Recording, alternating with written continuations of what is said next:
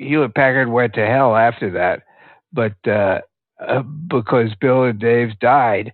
But it made such an impression on my co-author, Dave Whorton, that he was really trying to find other companies that were being run like Hewlett Packard was back in the day. And when he was going to business school, he was recruited to serve to join Kleiner Perkins, and it was actually recruited by John Doerr himself, who somehow had heard of him. He doesn't know how, and neither do I. But it was at first he thought it was a joke that somebody was calling up that John Doerr wanted to meet with him, and then it turned out it wasn't a joke, and so he went to work there, and he was there during this incredible period of business creation in the early 1990s, when all these companies that are really the pillars of our economies now were being started. And so he got to see that going on. After that, he wanted to start his own Hewlett Packard, and he got an opportunity to start a company, and it turned out actually to be a horrible experience. After that, he decided, well, he should go back to something that he was actually pretty good at, which was venture capital. And so he started his own venture capital firm. And he was still sort of looking for the kind of entrepreneur who he had really imagined in his days at Hewlett Packard. But, as time went along, he found that they weren't in Silicon Valley. He couldn't find them in Silicon Valley. Basically, Silicon Valley was evolving and changing, and the kind of people who were going to Silicon Valley, entrepreneurs who were there, were just trying to get money for their startups, and it was not what he thought a business should be. So he began, this is the whole story. I mean, he began looking around for the kind of companies that he imagined were the epitome of the type of business that he envisioned. And through one thing or another, he discovered them. He eventually discovered them. But it was in a place where he would never have suspected they would be. Namely, they were private companies.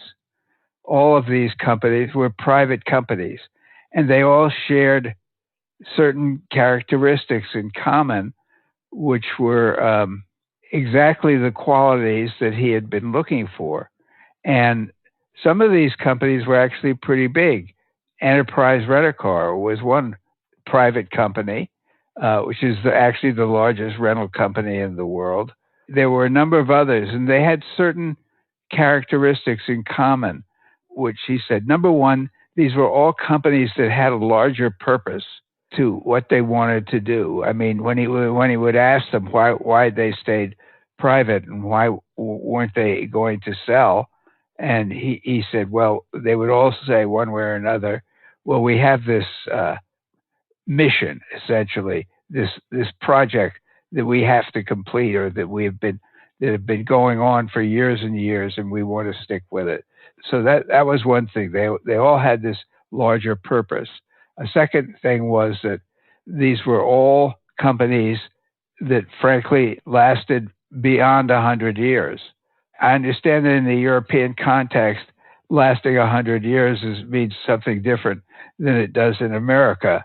But that was very unique. In fact, one of the companies that he found was a company in the Boston area, which had been started in 1728 when it had gotten a license from the Massachusetts Bay Authority. This was, of course, before the American Revolution. And basically, they wanted to start a paper company. They did, and they got the permission to do it, and they did, and then they made paper so they didn't have to import it from England. And, one of their customers was Benjamin Franklin, who had newspaper and was very in need of paper. But over the years, they continued to evolve, and obviously things changed and the world changed, but they kept at it and they evolved with the changing times. Eventually, they got to be the company that they are today, which is a company that makes very high quality filters. One of their customers is Elon Musk at SpaceX and at Tesla. His products require these very high end filters. So there you have it. This is a company that was originally was working for Benjamin Franklin, is now working for Elon Musk. And it has been going on that entire time. It's actually a family business. It's owned by a family. And there are other companies like this. And these were all companies that, again, had this higher purpose of what they were doing, their reason for doing it. They were also all companies that sort of put their people first. They were very devoted to the people who were working with them and to their employees. And then another thing, that they were all private. That's another P. They were all profitable because, number one, profit was it's of course what they needed to stay alive, but in addition, it's sort of a measure of how much customers like them. They also were innovative in a particular way. It's what Dave called pragmatic innovation because he wanted to get all the P's in there. And the other thing was these were not real fast-growing companies. These were paced growth companies. If you have a $15 million or 15 million pound company that's growing 15% a year, in 30 years, it's going to be $1 billion company. And that was what these companies were. They were growing steadily over a long period of time. So he had to have a name for these companies, and he said, why don't I call them evergreen companies? And, it's interesting because really nobody in the media or in academia had been paying any attention to these companies, probably because they were private. Here he had sort of identified this group of companies and this method of growing a business that really nobody had paid attention to up until that point. And the first thing he had to do was to verify that this was in fact something that was real and it wasn't just something that he imagined. And so he brought a bunch of these companies' leaders together, and indeed they were delighted to get together, and there was a real sort of chemistry between them. And so he said, well, I'm thinking I could form an organization that brings companies like this together. Do you think that's a good idea? Well, they all said yes. They thought it was a wonderful idea. And so he started, his company was called Tugboat at the time when it was a venture capitalist company. He created something called the Tugboat Institute. And what was in the Tugboat Institute were all these evergreen companies. And they would get together every year, and the group kept growing larger. They're up to about, I think, 250 companies right now, and they're very, very loyal to this organization. I mean, a lot of them, when they found out that there were other people who were building their companies the same way, were surprised because everyone said that they were crazy to be doing it the way that they were doing it. Now that they realize that there are others like them, they really have a very great devotion to getting together, and they get together every year, and then once a year they go visit a special company, a particular company that is a sort of a exemplar of the phenomenon. And each of these companies is fascinating. We write about a bunch of them in the book. And the book is really about this journey that Dave Whorton took to go from being a very, very successful venture capitalist to doing really what is probably the opposite of venture capital. All of these companies have absolutely rejected. They do not want any money from any outsiders at all. They do all their financing internally. They may get a bank loan or something like that, but they do not sell equity outside their companies. When I first went to interview him, it was sort of odd because he'd started this organization, and he was talking about these evergreen companies, and his office at that point was located in Palo Alto in the heart of Silicon Valley. So basically, he was talking to me very passionately about companies that have absolutely didn't want to have anything to do with him, all the other companies surrounding him. They basically would not sell equity to anybody outside the business. And this is a phenomenon that is real. I mean, I'm sure it's in the UK as well, and all over the world. Actually, there are a couple of members, I think, from the UK, and there are a bunch of Mexican companies that have also, and Canadian companies that have also become part of this group. But it's really sort of the exact opposite of what he was doing when he was at Kleiner Perkins and then when he had his own venture capital firm. So the thing that really interested me was how in the world had he wound up here? And that's the story of the book. It's the story of of the process that he went through to identify these companies and then to found this organization, which brought them all together. And sort of, it's a whole part of the economy. It has a lot in common with small giants. In fact, there are companies that are in the small giants community that have also joined the Tugboat Institute because the values are very similar between the two. The difference is that some of the companies in the Tugboat Institute are not small by any stretch of the imagination. In many cases, the largest companies in their industries. As you were talking, it reminded me of Herman Simon's book, Hidden Champions, where he finds 350 businesses around the world that private businesses that turn over $1 billion. But in his work, he's looking at global reach and size. He's not looking at putting the employees first and a sense of higher purpose. Maybe that's hidden within those businesses, but that's not the sort of the essence of his book. Well, I'm very familiar with his book, which I think is excellent and inspiring, actually. And I think what he's done is wonderful. I think he would be very interested to come and see these companies. Actually, now that you mention it, Dominic, I'm going to suggest it to Dave that he invite him to come and talk at one of their. I mean, Jim Collins is a big fan who wrote the book behind you. Yeah, yeah. And Tom Peters is another big fan because Jim Collins got very sort of turned off by Silicon Valley at one point when he thought everybody was building to sell, as he put it, building to flip.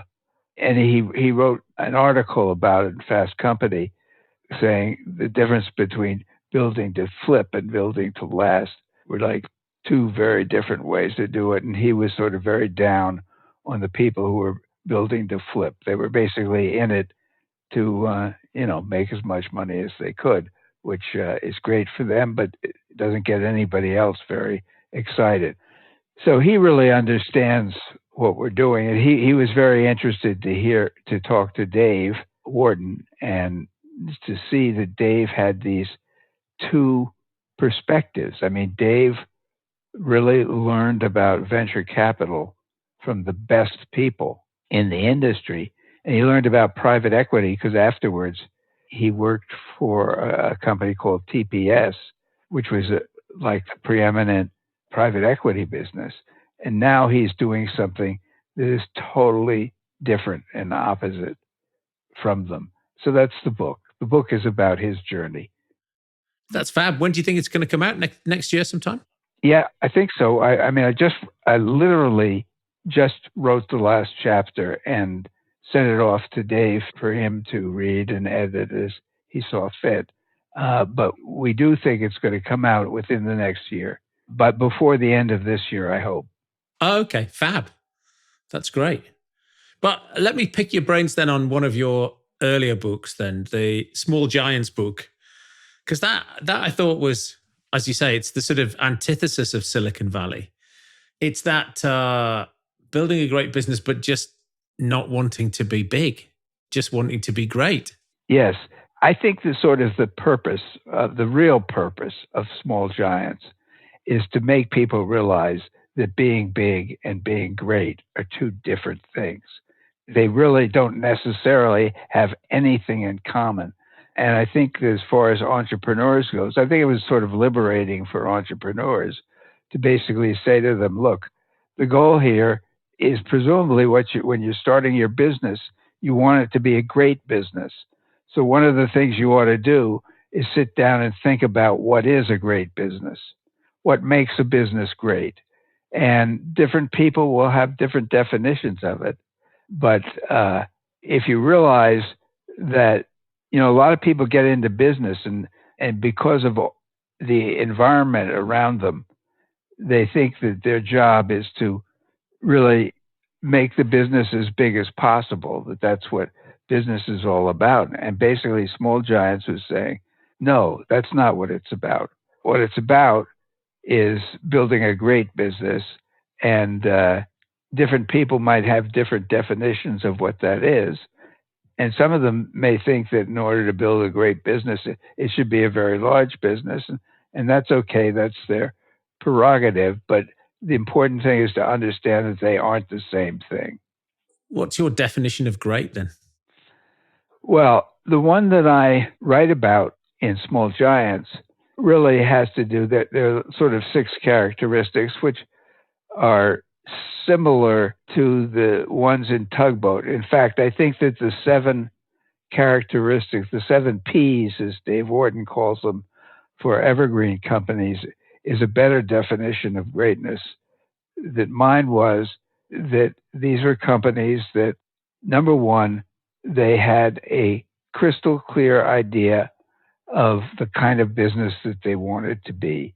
Number two, they were businesses that were having an effect, that were seen as great businesses outside their companies by the communities in which they lived. In other words, they had this huge effect on the communities.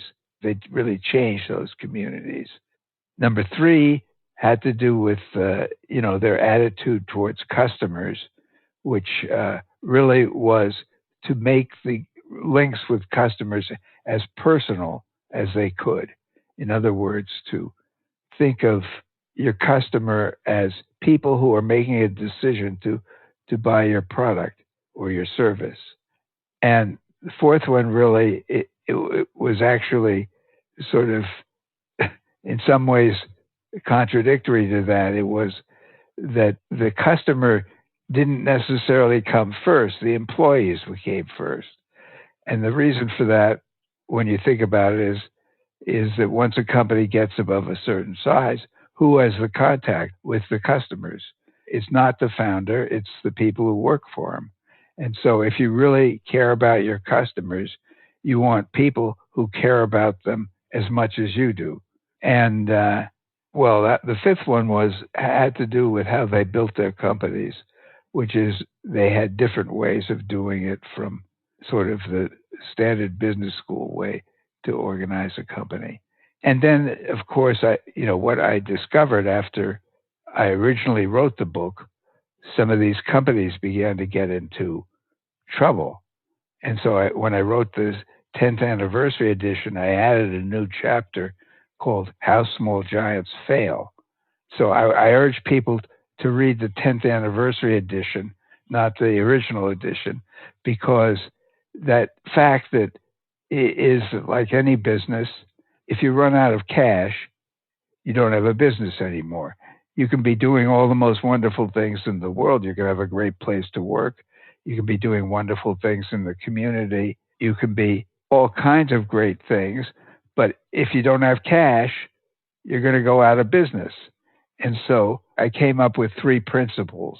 Number one it was important for these companies to, what I said was protect their gross margins, which was basically it's easy when you're small, particularly, to compete on price. But you can easily get into a situation where, in fact, you're losing money by competing on price. So that was one danger. Another danger was that you take on too much debt because that can bring you down. If you have a lot of debt and you're paying for that debt, it can undermine you and eventually put you out of business. And the third thing was to be aware of how the environment is changing around you. Because when you start and you're successful, you find a niche, but the niche can change based on how the environment changes. One of the companies in Small Giants was a company called Rhythm and Hughes, and it was a fabulous special effects company. You know, like when they won the Academy Award for The Life of Pi, the boy wasn't really on a boat with a tiger in the middle of the ocean, but it sure looked that way to everybody who was watching the movie. And that was all the work of Rhythm and Hughes. There were a whole series of really fantastic things that they did. But what they neglected to take into account was that the industry was changing around them.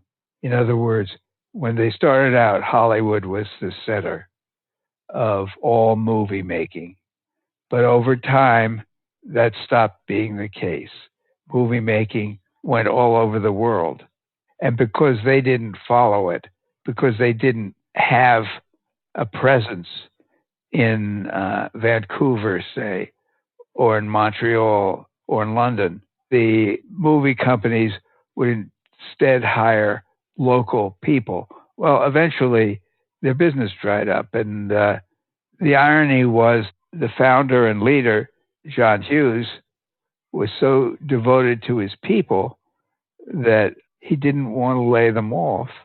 And even when it became obvious that a layoff was absolutely necessary, and he just refused to do it.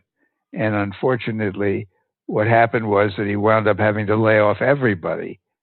I write about that in the 10th anniversary edition. So that was the last qualification, was to make sure that your finances are in order, that you are protecting your cash flow. And that's something that frankly can undermine any business. And being a small giant is only a great thing if you're in business. If you haven't protected your business and you go out of business, your intentions are just intentions. That's all. There's something in human nature, isn't there, about hoping things go back to the way they were. There must be, because it happens over and over again. And with hindsight, you go, how could they be so, how could they not have noticed whether it's these guys in special effects or, other businesses, that sort of human nature to just stick with the status quo. Well, a good example of that was one of the other companies that I wrote about called Rael Precision Manufacturing. They were a great company in Minnesota, actually outside St. Paul. They were very devoted to their people. And what happened was there was a point at which one of their major product was a laptop hinge. When you have a laptop and you open it, it doesn't fall right down. That's because of something called a constant torque hinge. And the guys at Real were leaders in that. And at one point, they owned some huge percentage of the global market. But the production of laptops moved offshore. I mean, when they started, it was largely in the United States, but production moved to Asia. And suddenly they found themselves competing with local suppliers who could make those hinges much cheaper. And the mistake they made was that they decided they were going to compete with these local people because they were afraid that if they didn't, they were going to have to make huge layoffs of their employees, and they didn't want to do that. So they did not protect their gross margins. And as a result, again, to your point, Dominic, they thought that if they kept doing what they were doing, it would all straighten itself out. And it wasn't going to straighten itself out. Well, in the end, the people who were running it really didn't see what needed to be done. They got very lucky because they brought in somebody who understood what was going on and was able to change. What he saw was that their number one product, the product that they depended on and had depended on for years, was putting them out of business. And that they had to develop other products that they could depend on. And they could use the same technology for it, but they had to be other products where they could make a viable gross margin that would keep them alive. And that is another story that I tell in the 10th anniversary edition. It's an interesting story because he actually was hired, and the next week, the bank came to visit. Somebody from the bank came to visit and said they were about to call the loan, which would have put them out of business. And he said, well, you have to do what you have to do, but let me tell you what I'm planning to do. And so he told them what he was planning to do. And evidently, it convinced them that they would hold off on calling his loan. And sure enough, he did turn the company around, and Rail is still there now and doing very well, but it's not known for its laptop hinges anymore. It has lots of other products. Making that kind of a transition is very difficult because they were transitioning at a time when they were totally dependent on the cash flow that they were getting from their laptop hinges. They couldn't just cut it off or that they would go out of business. And so they had to sort of manage this transition from laptop hinges to other new products, and to do it at a pace that allowed those other new products to give them the cash flow that they would need to survive, and that could in fact replace the cash flow that they were going to lose from their laptop hinge product.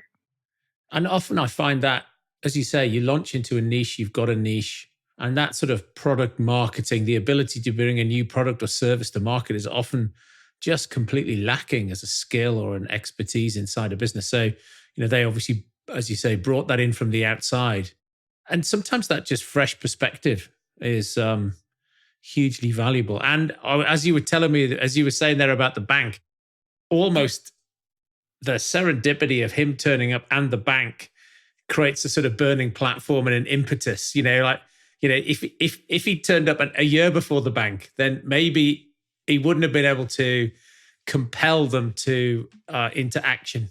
Yeah, well, he had to take some hard moves, and one of the things he eventually did have to do a layoff. I mean, they simply, at the state they were in when the bank came in, they could not afford to have as many employees as they did. So he laid them off, but his goal was to be able to hire them back again. And eventually, a lot of them he was able to hire back, but there were employees who said, no, you can't do this. This goes against what this company is all about. And he said, well, this company isn't going to exist unless we do something like this. And so he did do it. And when it was all said and done, he thought that the experience had really strengthened the business because people understood, the employees understood that there were conditions that had to exist in order for them to have this wonderful company that they loved working for. Just as we rolled into the pandemic, I interviewed Jack Stack, who is another co-author of yours on The Great Game of Business. I was thinking, here we are, I wonder what's going to happen. And he said, I love a Black Swan event. This is our 7th. We've got 500 million in the bank. Every time this happens, we double the company in the next 5 years. But what are your, do you have some key takeaways from Great Game of Business that we can get you to share? Yeah, well, I'm still very close to the Great Game of Business. Great Game of Business is now, in addition to a book and a way of operating a company, it's also a big association because there are a lot of people who have read the books and been inspired by them. And many of them were already sort of thinking in these terms anyway. Why are we keeping all this information from our employees? And Jack came, and their lawyers and their accountants would say, "Oh no, you can't let this information get out. Your competitors will find out." And Jack came along and said that that's hogwash. That in fact you have to. Basically what's going to make you successful is the intelligence of your employees.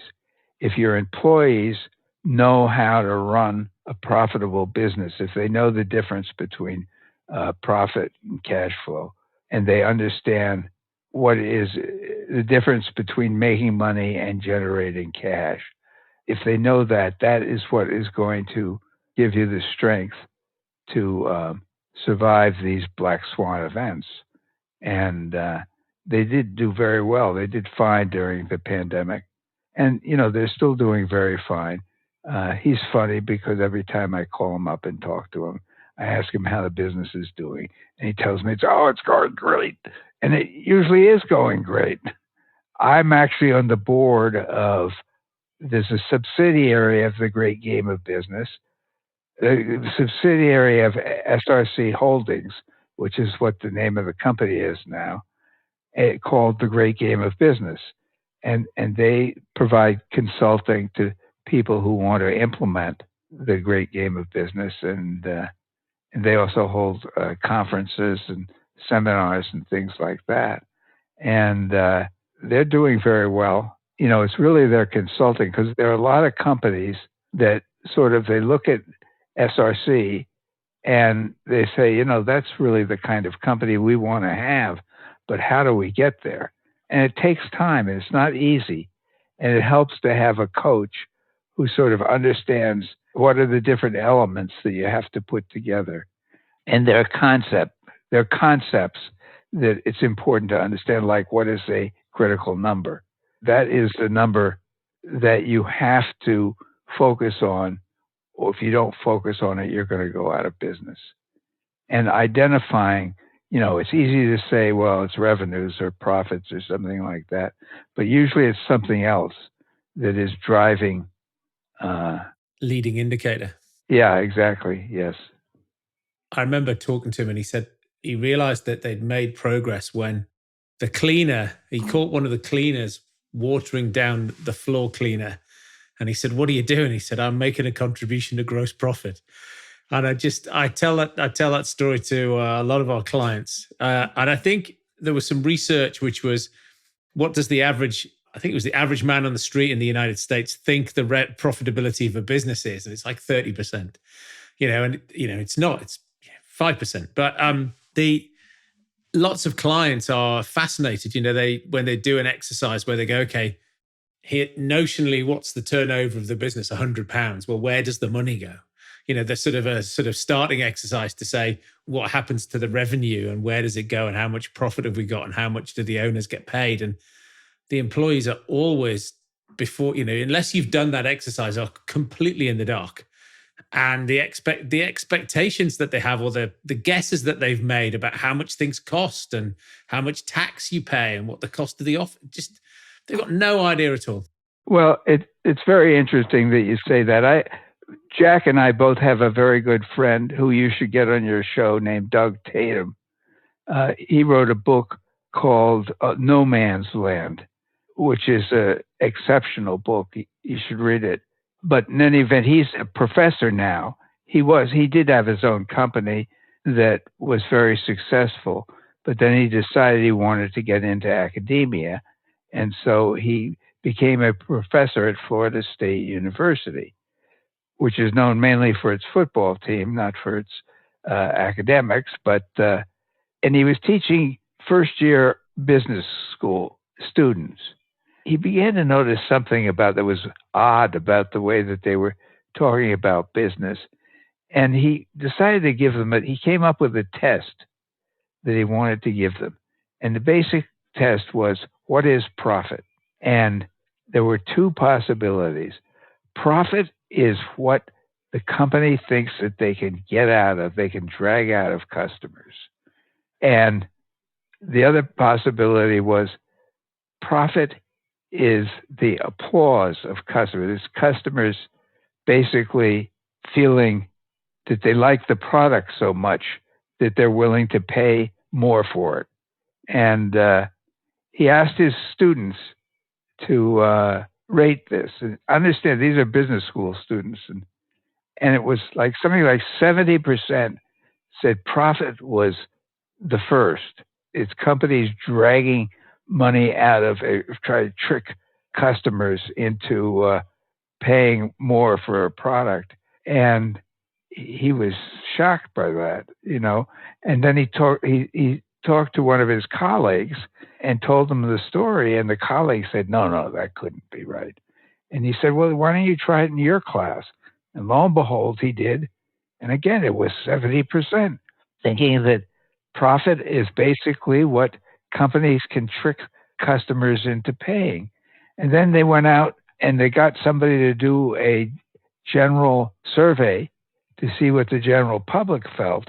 And, once again, it was 70% thought that profit was something that companies trick customers into giving them. And it's the irony of that is that here we live in one of the most advanced capitalist civilizations in the history of mankind, and people don't know the most basic things about profit, and they don't have any idea how it works. And it's no wonder that we get bad economic policy all the time. I mean, if you ask an entrepreneur what is profit, their perspective is going to be quite a bit different. It's going to be, we work hard to get profit. We have to provide our customers with something they're willing to pay more for. And I like to say to people, look, think about what is business. Business is a group of people who are trying to create something that other people, namely customers, want to have. It could be a product, it could be a service, but it's the group of people trying to create this thing that other people want to buy. And if they like it well enough, they're willing to pay you more than it cost you to produce it. And that's profit. It seems so obvious and so almost simple-minded that you'd think everybody would understand that, but they don't. Bo, what is it that you know now you wish you'd known earlier? Well, I have to say, one of the reasons I have been writing about business as long as I have, which is, going on 40 years now, is that I'm continually learning. It's a continual, that's what keeps me interested. I'm continually finding out things that I didn't know before. So it would be wrong for me to say, well, I can look at my youth when I had no idea. In fact, I was more or less anti-business. They say that, I think it was Churchill who said, those who aren't radicals in their youth don't have a heart, and those who are radicals when they're grown up don't have a brain. And, I fit that pattern because, I guess I wouldn't have done some of the stupid things that I did when I was much younger. And I did a lot of stupid things back then. I guess I've been very fortunate to be on my own journey, which you can understand because you're on the same journey, which is always finding out new things. When I met Jack Stack, the idea of what he was doing was absolutely shocking. And I was fascinated by it, and that led Jack and me to write the book, The Great Game of Business, and after that, to write The Stake in the Outcome. And I don't know, those kind of stories are what really get me interested. When you find things that you wouldn't necessarily accept or that you didn't know were possible, and then somebody's doing them. I mean, the same thing is true with this latest book that I'm working on, The Road to Evergreen, with Dave Whorton, which is, how did this happen? How did this surprising thing happen? No Man's Land, Dave Tatum, we've mentioned that. We've mentioned a few of your books along the way as well. What other books do you think people should pick up and read? You got a few suggestions? Yeah, I'm a huge fan of Jim Collins, and but actually, my favorite one is not Good to Great. My favorite one is Great by Choice. There are a lot of really very wise things in that book, and generally, when I advise people to read Jim's books, I tell them read Great by Choice. And well, there are certain people. There is a fellow named Ichak Adizes, Adizes, who is actually a consultant. And normally I don't have anything good to say about consultants, but Ichak has a... Isn't that, as a journalist, isn't that picking your moral superiority? Yeah, right. Random place? Sure, something like that. But Ichak has a very, very interesting way of taking businesses apart and analyzing them. And I learned a lot from him as well. His best book, which is, he's written a lot of books, but I would say the one that I like the best and that I encourage others to read is called Corporate Lifecycles. And it's about how companies grow and die. And he looks at the elements that go into them. So I encourage people to read that. Of course, my friend Ari Weinswag at Zingerman's has a whole series of books, which are all under his subtitle, a former annex or an ex-anarchist's guide to something, because he was an anarchist in his youth. He's still sort of an anarchist, but he believes that that there are in the writings of the famous anarchists like Emma Goldman, there is great wisdom that can be applied to business, and so I always get a kick out of how he manages to pull that off. Very good, Bo. It's been an absolute pleasure chatting to you. It's great that we managed to get together in the end. I'm so glad as well. I wasn't really sure this morning. Would you be there? But I am delighted that you were. And it's been great to talk to you, Dominic. Brilliant. Thanks very much. Okay, bye-bye.